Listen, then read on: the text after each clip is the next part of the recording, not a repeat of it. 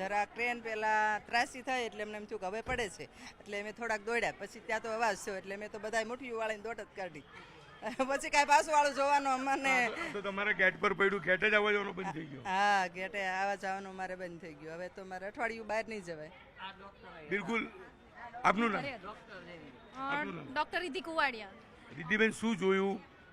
Actually હું તો ઘરમાં અંદર હતી, પણ બહુ અવાજ આવ્યો ને ધરતીકંપ જેવું લાગ્યું એટલે હું બહાર આવી તો જોયું કે આ બધું આ સાઈડ પડતું હતું અને આ બધા દોડીને અંદર આવતા હતા. તમારે તો સોસાયટીના ગેટ ઉપર જ ક્રેન પડી? હા, એ ત્યાં જ પડી. હવે 2-3 દિવસ અમારે ઘરે જ રહેવાનું. મકાન અમારું ગયું ને એક. આપનું મકાન છે? અમારું નથી, પણ અમારા સોસાયટી વાળા અમારા જ કહેવાય ને. દાદા, આપનું નામ? વિઠ્ઠલભાઈ. વિઠ્ઠલભાઈ, આ ઘટના બની ત્યારે ક્યાં હતા તમે? હું આ સામે જ હતો. અમારી દીકરીનું મકાન છે, બરોબર છે, એટલે હું તરત અહીં આવ્યો.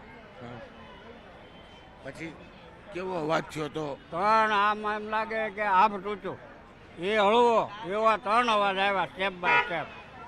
એટલે હું આ રોડની પહેલી બાજુ આ બાજુ આવ્યો અહીંયાથી. મકાનને પણ વ્યાપક પ્રમાણમાં નુકસાન છે. કહી શકાય કે 1.5 થી 2 કિલોમીટરના વિસ્તારમાં ભૂકંપ આવ્યો હોય તેવો અહેસાસ લોકોએ કરેલો. ફરી એક વખત કેમેરામેનને કહી કે દ્રશ્યો બતાવવાનો પ્રયાસ કરશે કે જે મકાન છે એ મકાન ઉપર ક્રેનનો જે ભાગ છે તે પડ્યો છે અને જે સોસાયટીનો મુખ્ય ગેટ છે એ ગેટ ઉપર 2 પિલર વચ્ચે મૂકવામાં આવતો સ્પાન પડ્યો છે. એટલે કે જે પ્રકારની આ ઘટના છે ચોક્કસ કહી શકાય 1.5 થી 2 કિલોમીટર સુધી અફડાતફડીનો માહોલ સર્જાયો હતો. ભૂકંપ જેવી પરિસ્થિતિનું નિર્માણ થયું હતું. ત્યારે હવે મેટ્રો પોલીસ અધિકારીઓએ, મહાનગરપાલિકા હોય કે ફાયર વિભાગ પહોંચ્યું છે, પણ મેટ્રો કોર્પોરેશનના અધિકારીઓ પહોંચ્યા નથી.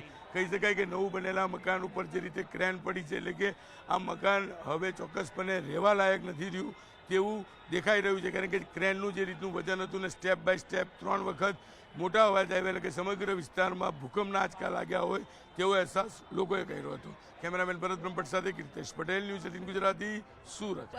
ગંભીર બેદરકારીના કારણે આ ઘટના બની છે. આના પહેલાં પણ સ્પાન તૂટવાની ઘટના બની હતી સરોલી વિસ્તારમાં.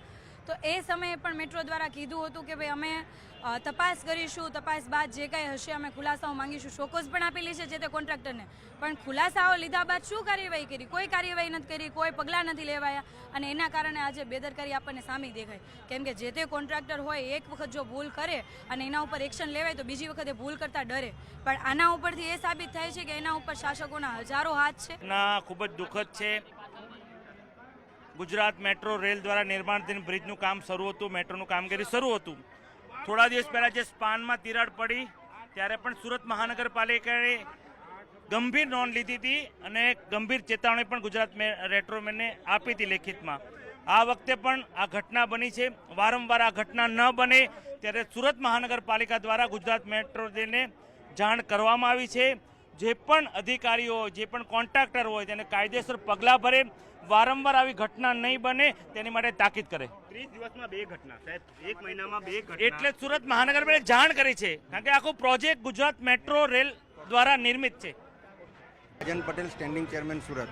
રાજનભાઈ, ઘટના સ્થળે પહોંચ્યા છે, શું કયા પ્રકારની કામગીરી શરૂ કરવામાં આવી છે મહાનગરપાલિકા દ્વારા? તાત્કાલિક આ જે ક્રેન તૂટી પડી છે તે ક્રેનને આ જે જગ્યા પરથી હટાવી લેવામાં આવે તેના માટેની પ્રાથમિક કામગીરી હાલ ચાલુ કરવાનું કહી દીધું છે અને ભવિષ્યમાં આવી કોઈપણ ઘટના નહીં બને તે માટે પણ ગુજરાત મેટ્રો રેલને તાકીદ કરવામાં આવી છે. એક બંગલા ઉપર ક્રેન પડી છે, બંગલાને નુકસાન છે, સોસાયટીનો મેઇન ગેટ બંધ થઈ ગયો છે. એટલા માટે જ અમે અંદર જોવા આવ્યા છે કે જેથી કરીને આગળની કામગીરી અમે કરી શકીએ.